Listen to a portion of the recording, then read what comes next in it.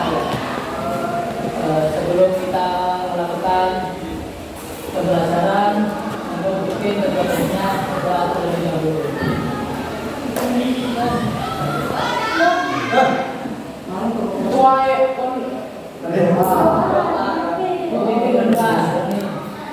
Dulu kita mulai pelajaran, berdoa, dan kemudian kita belajar doa. Mulai.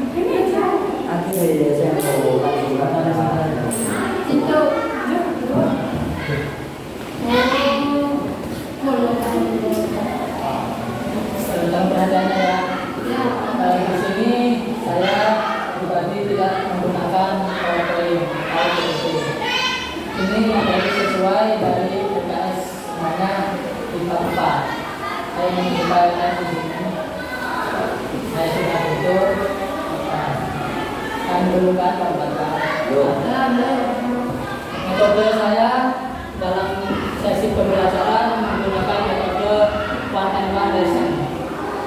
One and one lesson, sudah tahu tak? Pembelajaran satu persatu.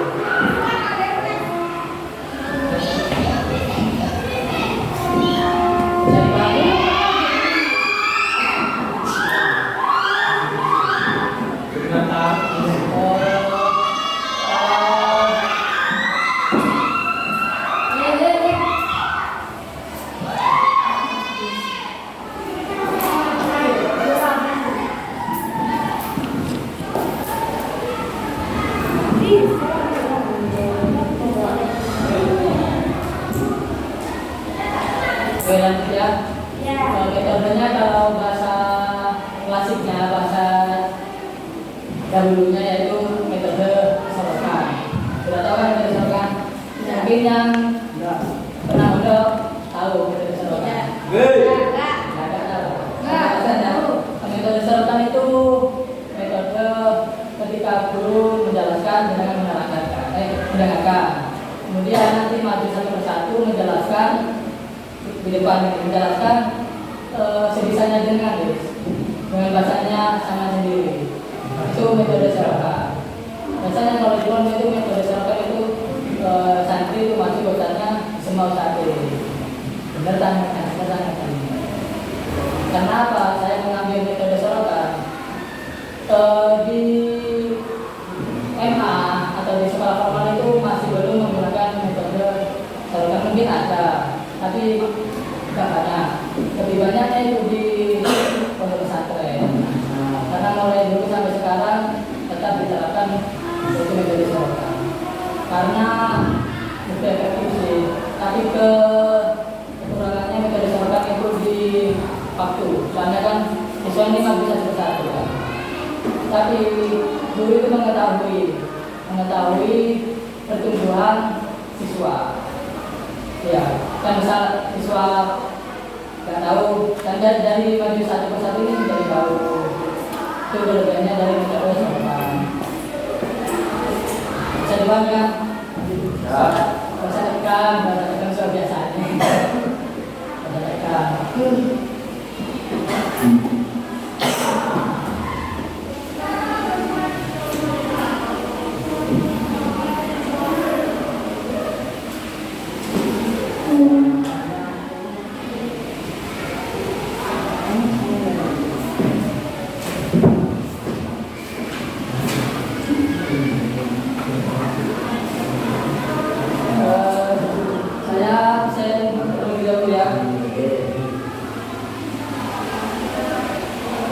Muhammad Nurul Maulidi Air,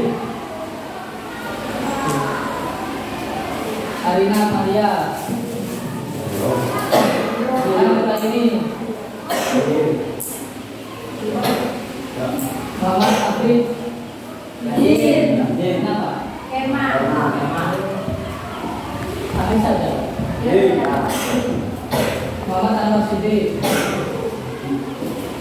Muhammad Faisal, Muhammad Maksum Maulidi, Mutatidah Mazia, Julia Nurul Sakinah,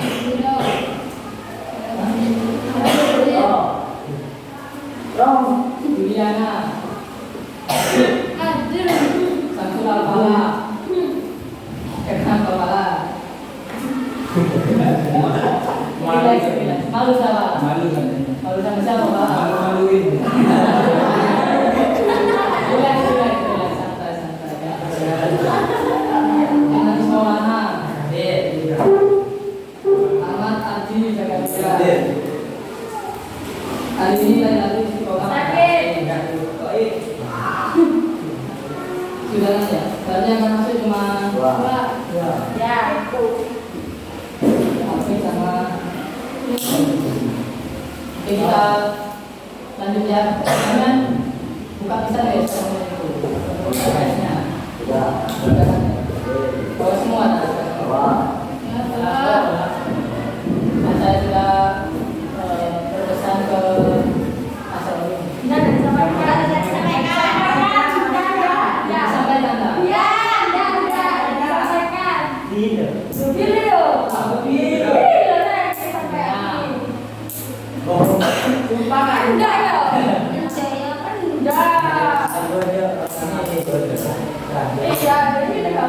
Oke, kita dengarkan ya. Kalau disimak nanti karena menjelaskan satu persatu dengan bahasanya sendiri, tolong disimak. Khawatir tidak paham. Tony disimak. Kalau bab 4 ya, peradilan Islam. Poin pertama yaitu pengertian peradilan. Peradilan atau dalam bahasa Arab diungkapkan dengan kata kodok. Menurut bahasa berarti memutuskan, memberi keputusan, dan menyelesaikan. Itu pengertian dari peradilan. Menurut istilah adalah lembaga pemerintah yang ditugaskan untuk menyelesaikan atau menetapkan keputusan atas setiap perkara dengan adil berdasarkan hukum yang berlaku. Menetapkan hukum dengan adil. Jangan mungkin disogok itu kan, mungkin menentukan keputusan di dulure hingga dulure sendiri harus adil. Paham? Oke, lanjut kita poin ke 2 B. Dasar hukum peradilan Islam. Persyaratan peradilan Islam berdasarkan pada firman Allah, yaitu ya Dauda inna ja'alnaka khalifatan fil ardi fahkum bainan nasi bil haqqi wa la tattabi'il hawa fayudillaka an sabilillah.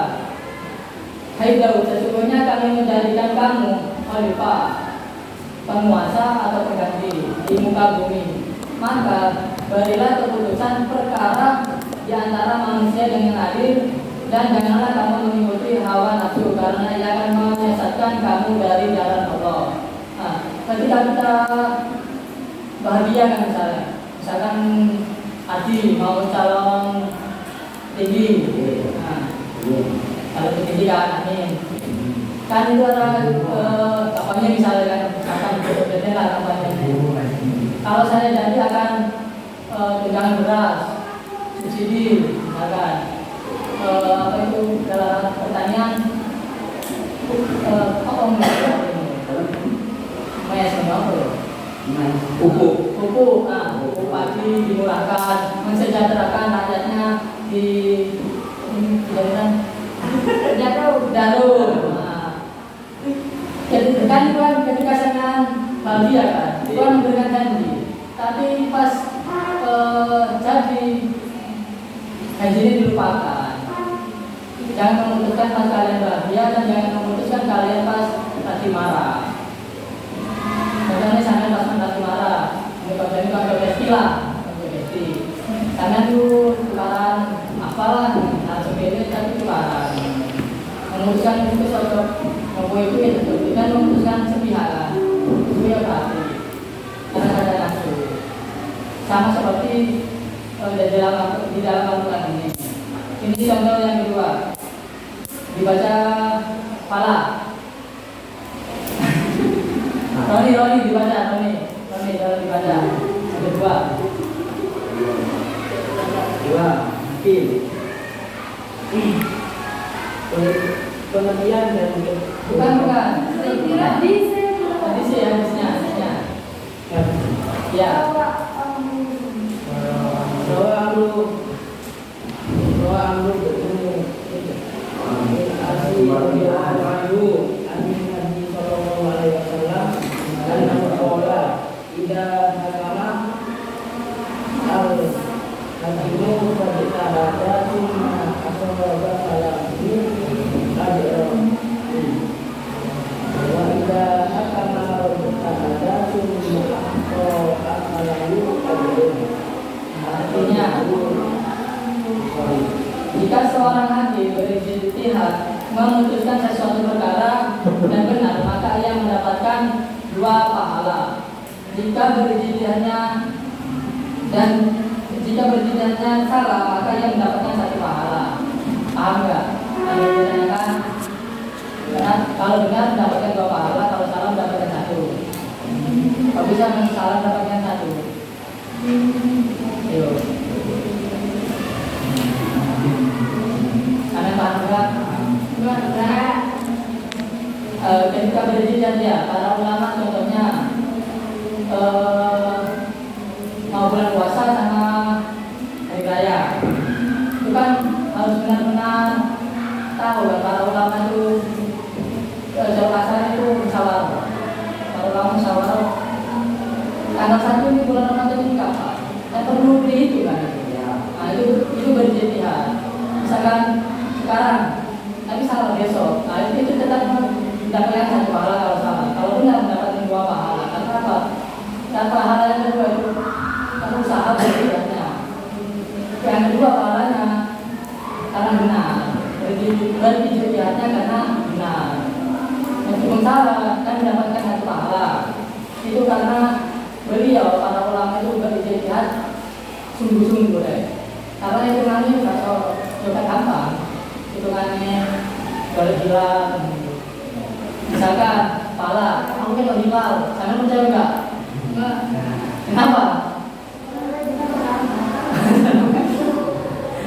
Kalau bukan ulama. Apakah harus ulama? Iya, ayo. Paham nggak sampai sini? Paham? Nah, nanti menjelaskan ya satu-satu. Metode saya ini metode one lesson. Masih bersatu menjelaskan apa yang tadi saya sudah jelaskan. Metode sorokan.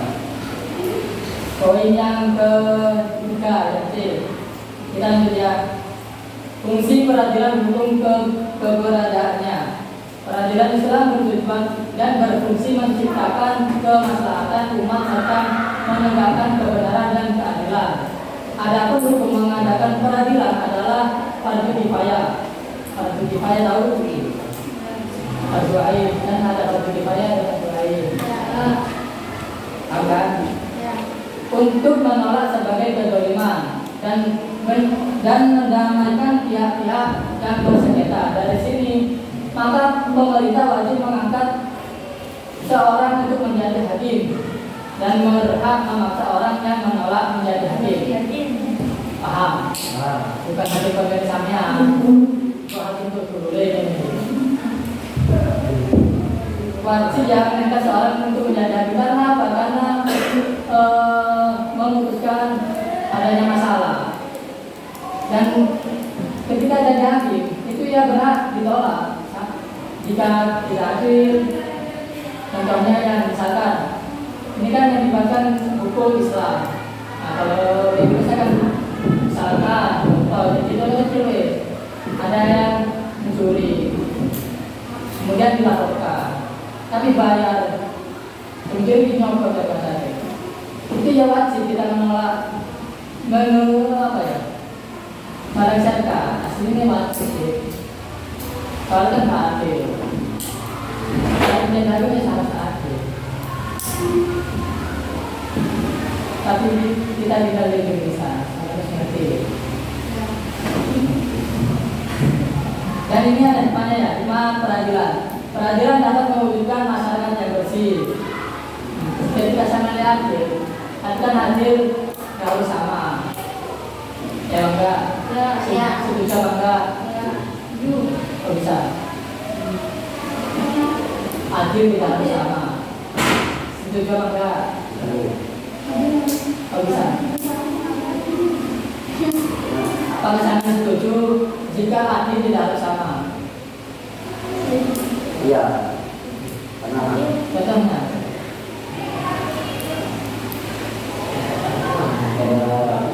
Pendapat lain berbeda. Adil itu. Ayo. Jadi berarti yang sama. Harus sama.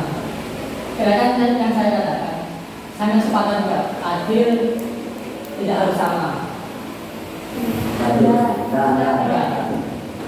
Tenang. Nah, jangan BAP enggak?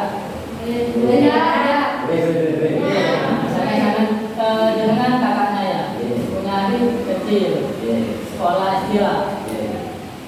Uang saku artinya 5.000. Sama 5.000 turun enggak? Enggak. Kenapa? Karena katanya kan harus sama kan? Ada harus sama. Ayo. Tidak sama. Itu masih jantung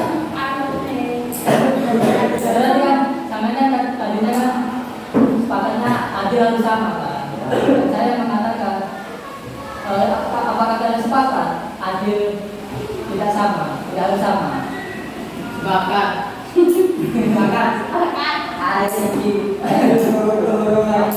Karena sesuai takarannya. buat kondisi. Kalau warisan misalkan warisan, sampean asal 2, sampean mendapatkan 2 warisan, misalkan 2 dapatlah. Ya. Adiknya mendapat 1. Adil nggak? Adil. Adil bagi saya menjadi enak boleh lu.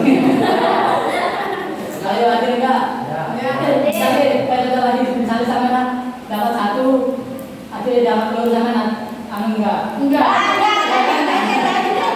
Padahal ya di hukum Islam itu laki-laki mendapatkan 2, perempuan mendapatkan 1. Enggak adil gitu. Adil. Adil. Tahu. Adil. Ya siapa kan apa yang ada kalau Sekarang ayo meninggal yang menggantikannya anak pertama. Karena berganti kok.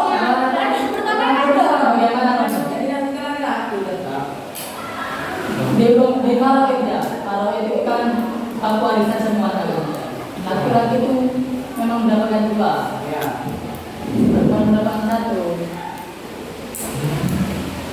Tapi kadang yang sering terjadi ya ketika soal warisan itu kesukaran,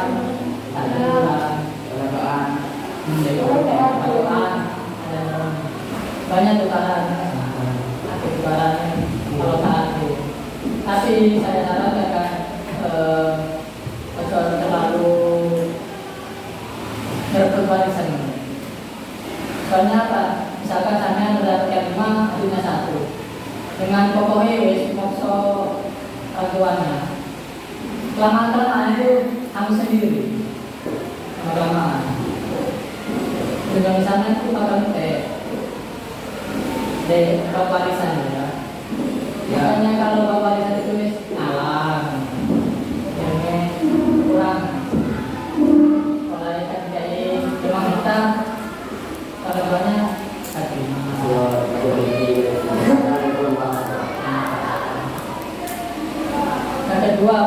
terwujudnya keadilan bagi seluruh rakyat. Nah, ini hikmahnya peradilan. Terwujudnya keadilan bagi seluruh rakyat.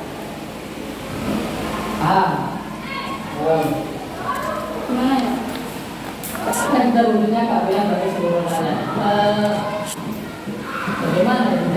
Soalnya di Indonesia ini agak gimana? Tapi alhamdulillah untuk berbuaya itu biasanya. Yang ketiga, terwujudnya perlindungan hak setiap orang. Terwujudnya perlindungan hak setiap orang. Yang keempat, terciptanya aparatur pemerintah yang bersih dan berwibawa. Yang kelima, terwujudnya ketentraman, kedamaian dan keamanan dalam bermasyarakat. Dari penjelasan poin pertama yang A sampai yang D bisa dipahami? Ya, bisa. Jawa. Nah, Jawa. ada yang ditanyakan nggak? Ada. Nah, ada yang ditanyakan? Ada. Bukan buat laporan.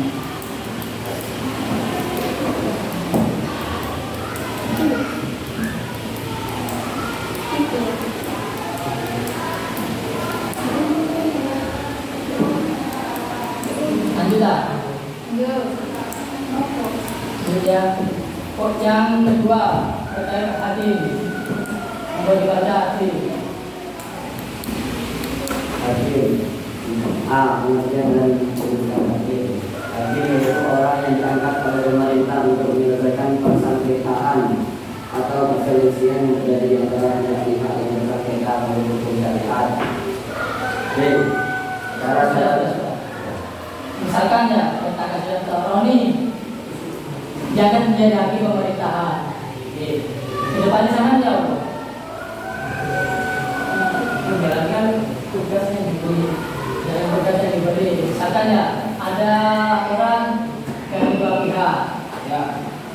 Yang pihak pertama urusannya, pihak kedua orang asing. Sampai lagi membela dulu orang asing. Berlalu kebenaran. Ya, coba. Dia aja saya. Nanti ada uang bisa ngecek ini. Pertama kali 5S Kak. Apa? Pertama kali 5S. Apa itu 5S? Apa isinya berapa? Salam. Suap.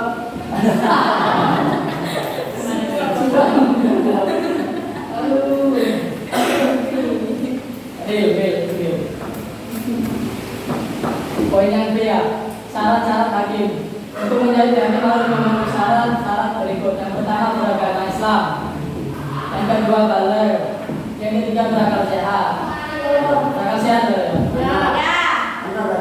Oh benar. Gak bisa kalau tidak memenuhi syarat kalau nggak sehat kalau. Yang keempat merdeka, yang kelima adil. Nah, yang keenam ini laki-laki. Yang keenam laki-laki.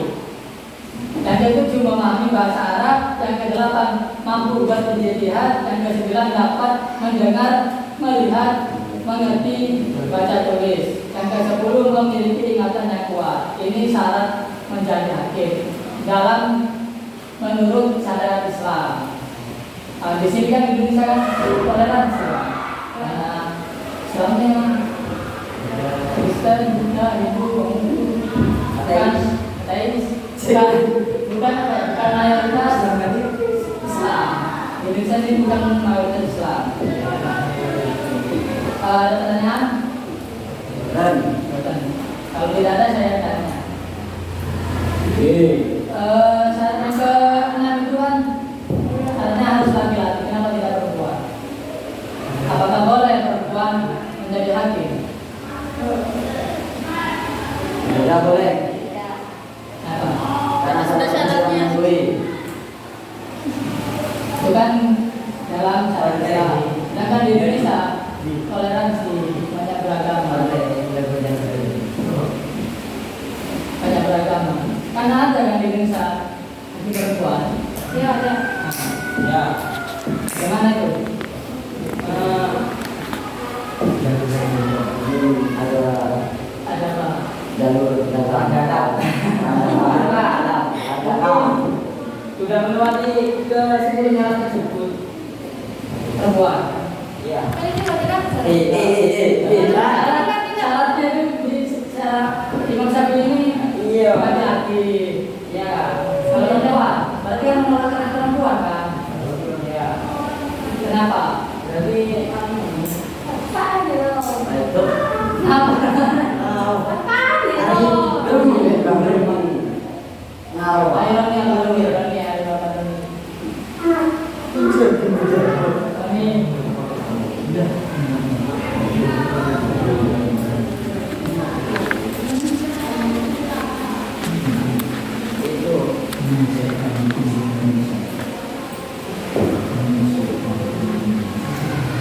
Karena menyesuaikan hukum di Indonesia.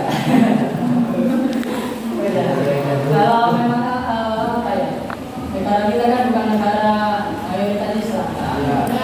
Tidak sedikit kontra ketika mengikuti Islam tuh. Aslinya benar Islam tadi. Jadi Islam ini benar, tapi kan negara kita kan bukan negara mayoritas Islam. Jadi harus apa ya, setara gender.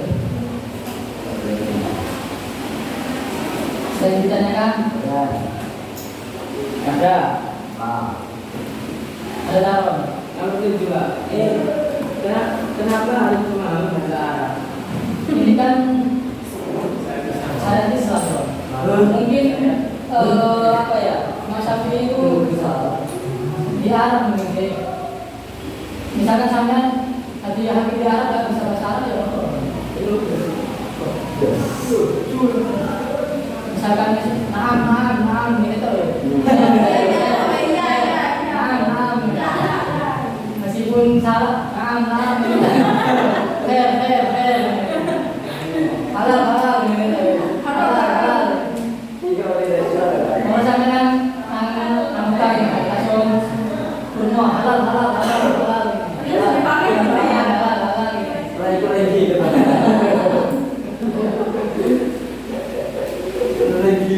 kalau di Indonesia sendiri ada loh, apa itu memahami bahasa Arab ini nggak bisa loh. Soalnya kan di Indonesia kan bukan mayoritas Arab, bahasanya bahasa Indonesia, bahasa Jawa, Madura, Inggris Timur, Indonesia, Melayu, Akbar.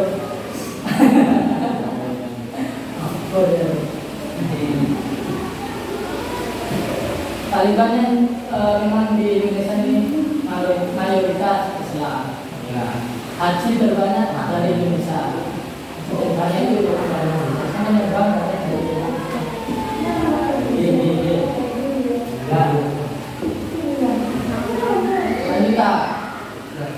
Lanjut. Poin yang kecil ya. Macam-macam hakim. Rasulullah mengelompokkan hakim menjadi 3 golongan. Sebagai hadis Rasulullah Sallallahu Alaihi Wasallam, Al-Quran salah satu. Qadin fil jannati wa qadiyani finnar. Qadin arafal haqqa faqadha bihi bahwa fil jannah. Qadin arafal haqqa fahakama bi khilatihi bahwa finnar. Qadin qadra ala jahlin bahwa finnar. Yaitu artinya hakim ada 3 macam. 1 di surga dan 2 di neraka. Sampai tidak yakin dari salah sisi pengen di neraka atau di surga. Surga ada 2. Surga di pangeran, surga di Dajjal.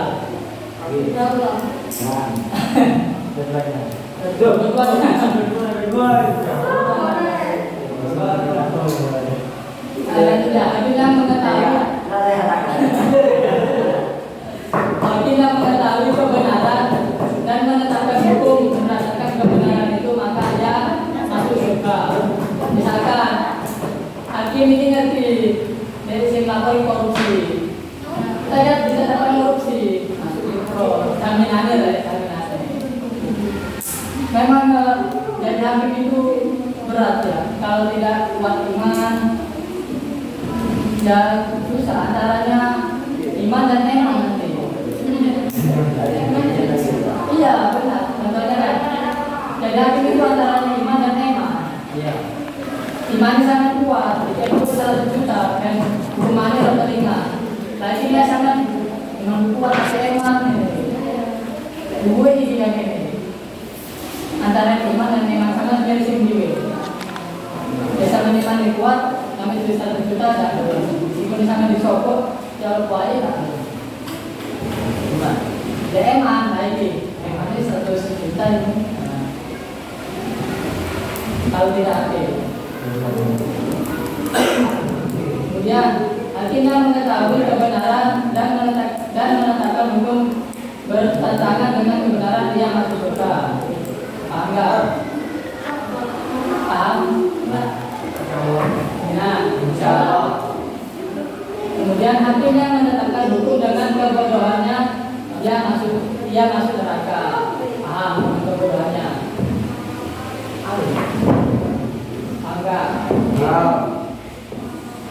Berdasarkan hadis di atas, maka hakim terbagi menjadi 3 golongan ya. Yang pertama hakim yang tahu kebenaran dan memutuskan dengan kebenaran yang dia ketahui, hakim seperti ini masuk surga. Yang kedua hakim yang mengetahui kebenaran tapi memutuskan perkara menyimpang dari kebenaran itu yang dia ketahui, hakim seperti ini masuk neraka. Hakim yang tidak mengetahui kebenaran dan memutuskan perkara dengan tidak tanggalnya, maka hakim seperti ini masuk neraka. Misalkan jangan pernah tak? Jadi ini bukti Rasulullah. Jadi harta. Pernah tak? Coba besok. Kami hakim mengenai ini suatu yang kawin. Kami hakim permohonan itu kita ini besok mereka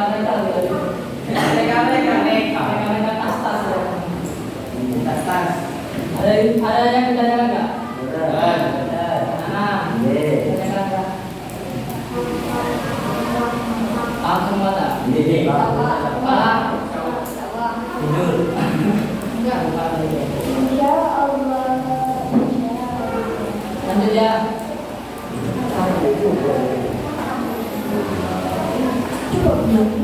Yang keempat, etika hakim. Yang pertama musyawarah. Seorang hakim hendaknya mempunyai satu tim yang terdiri atas para ahli fikih yang bisa diajak bermusyawarah dan dimintai pendapat mengenai masalah yang dia belum tahu hukumnya. Misalkan kan ini etika hakim yang pertama itu mengajak musyawarah. Karena apa? Permasalahan itu hak-hak kan kalau ada permasalahan kita yang mewakili itu hak-hak belum itu benar.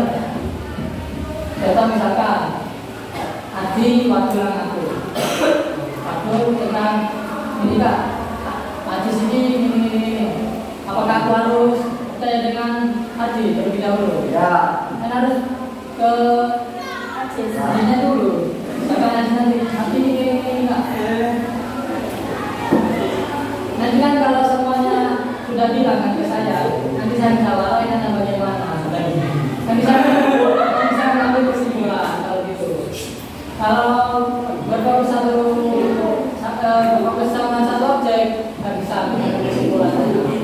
Nanti ada kecemburuan sosial misalkan. Kedua, bersikap sama kepada pihak-pihak yang sedang bersengketa dalam majelis persidangan. Seperti menempatkan orang-orang yang bersengketa di tempat yang sama, menempatkan keduanya di hadapannya, tidak di sebelah kanan atau kirinya dan seterusnya. Yang ketiga, tidak menerima hadiah dari orang yang berperkara karena hal itu dikhawatirkan akan mempengaruhi keputusannya dan dianggap sebagai bentuk suap. Betul kata Roni 5S. Suap. Di Indonesia kan ya, kalian kan tahu sendiri kan, di Indonesia itu ada kasus korupsi. Ya kan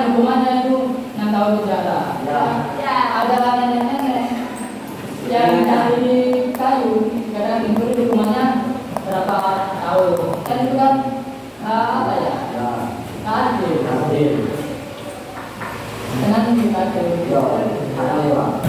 Kalau di zamannya Sayyidina Umar ya. Kalau ada yang tidak adil itu gini, Sayyidina Umar. Bukan. Mengambil tulang yang sudah kering ya. Kemudian ditunjukkan ke hatinya. Dari tsunami ya. Saya bangga. Sayyidina Umar berkata, sampean tidak lulus dari sini. Mari sampean. Kalau ada Sayyidina Umar itu pas zamannya Khalifah Sayyidina Umar itu keras. Sampai-sampai apa ya? Ada pembicaraan. Apa itu masyarakatnya? Ada permainan itu susah. Buat yang mau makan itu Sayyidina Umar kalau dia bukan di apa kan nomor diri. Ada tak pemimpin itu yang seperti itu.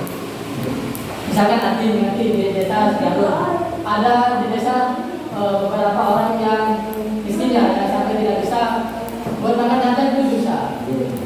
Arti sebagai pemimpin yang menyontoh Sayyidina Umar bin Khattab. Amin. Bahwa dia berdasar dengan internal. Saya, tapi tak ada lah. Bukan sebagai. Nggak sekarang. Ya, seperti kepemimpinannya Sayyidina Umar. Ada. Tapi tidak banyak. Saya tidak. Soalnya dicontohkan bisa Sayyidina Abu Bakar, Sayyidina Umar, Sayyidina Ali.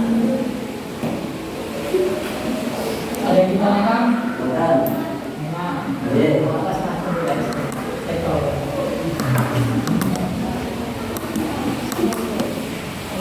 Selanjutnya, poin yang kelima, hal-hal yang harus dijauhi hakim ketika menjatuhkan vonis. Dalam kondisi tertekan dan gelisah, hal ini berdasarkan pada hadis iyyaka wa dzajara wal qalaqo. Jauhkanlah kondisi tertekan dan gelisah ketika menghakimi. Sampai misalkan ditekan ketika menghakimi soal sampai bukan, oh ibu ini, ibu hindari.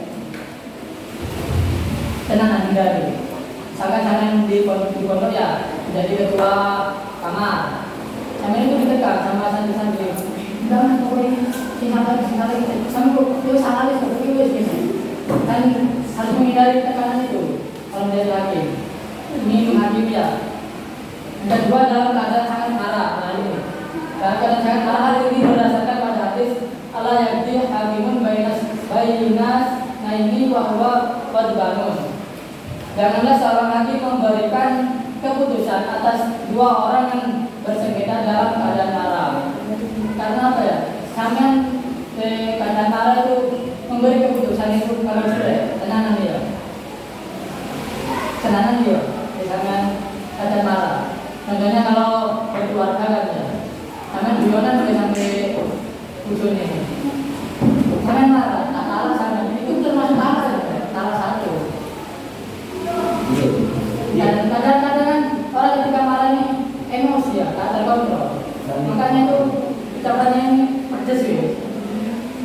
Makanya hindari hal seperti itu. Hindari salah satu sama ini, salah satu ya. Misalkan Roni mana yang contoh Roni Anwar sampai Anwar, Al-Balan. Roni kalau Real Madrid, Anwar pegang Barcelona. Kalau Roni bilang kalau Real Madrid menang, tak kan? Padahal saya guyon, tapi itu masalah ya. Makanya hati-hati.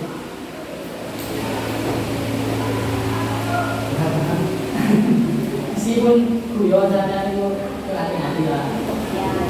Mana yang guyon itu pas marah, pas ya terus terang ya. Terus terang kak. Terus terang. Kalau nggak terus terang ya sau.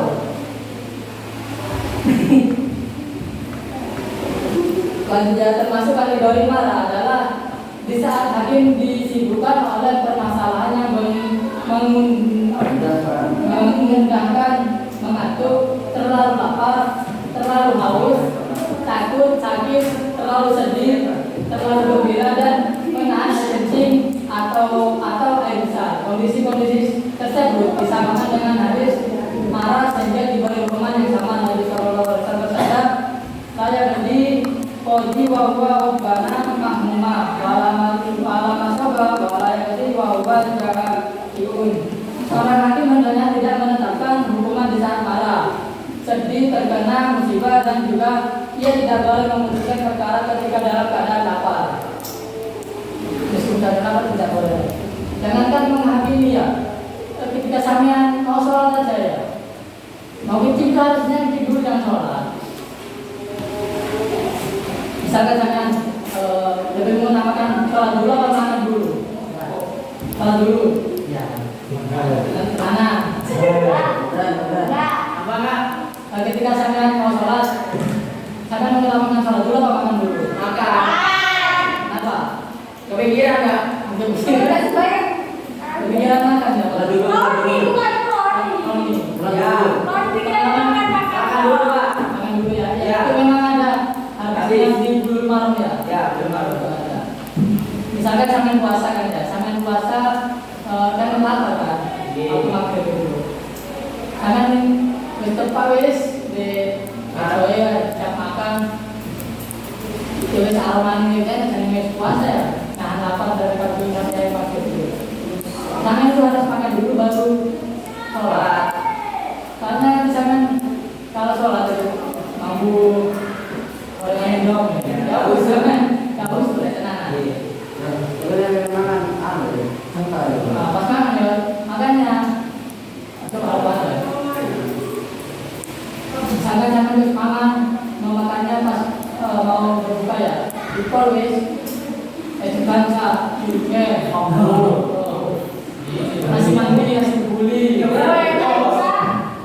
kami mau sholat ya kita mudun sinyata orang gini jangan saya mudun ini Ada apa sih? kita terlalu ini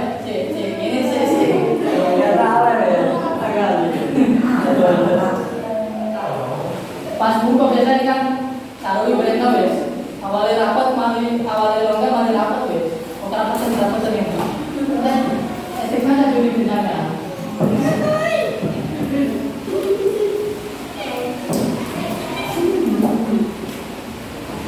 Selanjutnya ini masuk ke apa ya?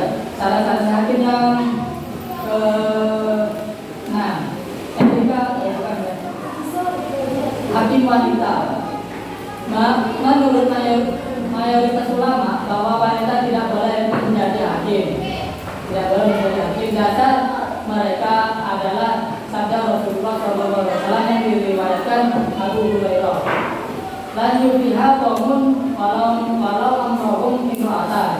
Tidak akan bahagia atau mendapatkan kesudahan yang baik suatu kaum yang menyerahkan urusan mereka kepada perempuan. Paham nggak? Ini hukum syariat ya, hukum Islam. Tapi tidak berlaku di Indonesia karena Indonesia ini yaitu mayoritas hukum Islam. Tapi wanita ini ada menurut saya ya. Wanita ini termasuk multi talent. Contohnya misalkan ya, kalau perempuan masak ditinggal, bisa nyapu, enggak. Tapi kan coba lagi kalau masak. Ditunggu nih. Malah. Iya. Ini bedanya perempuan sama laki-laki ada. Iya, ditunggu nih. Kalau perempuan enggak, kalau perempuan itu bisa cuci piring. Coba yang tasnya sambil cuci piring, nyapu, ngepel, nyiram misalkan. Awal.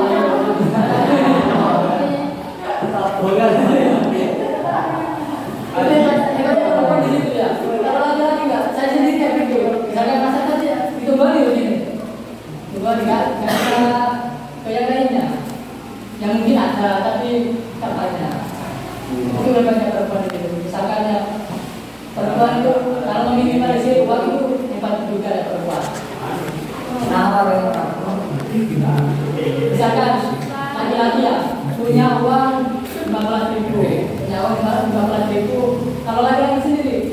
beli rokok. Kalau keluar enggak?